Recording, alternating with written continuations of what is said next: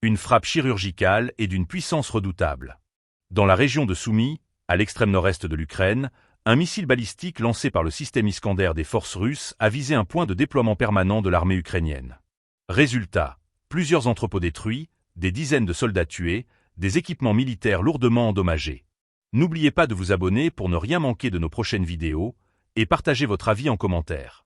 Jusqu'où ira cette escalade technologique dans la guerre russo-ukrainienne? L'information, relayée par le ministère russe de la Défense, s'accompagne de vidéos de surveillance par drone, diffusées pour appuyer la portée de la frappe. Selon Moscou, ce tir aurait permis d'anéantir 4 entrepôts contenant des biens militaro-techniques, 2 camions, et plus de 60 militaires ukrainiens qualifiés de nationalistes. 13 stations de contrôle de drones auraient également été touchées, ainsi qu'environ 50 véhicules logistiques. Ces chiffres, difficiles à vérifier de manière indépendante, s'inscrivent dans une stratégie de communication assumée par la Russie, qui cherche à démontrer l'efficacité de ses armes dites de haute précision.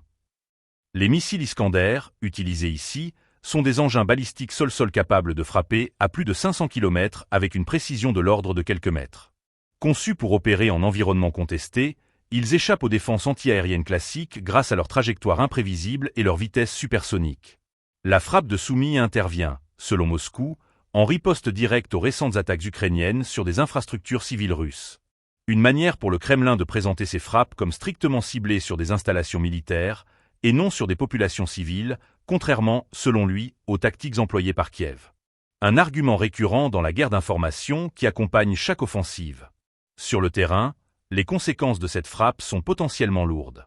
Le point de déploiement visé semble avoir joué un rôle logistique clé pour les forces ukrainiennes dans le nord-est. La destruction de ces capacités pourrait affecter les rotations de troupes, les mouvements de drones et la fluidité du soutien technique.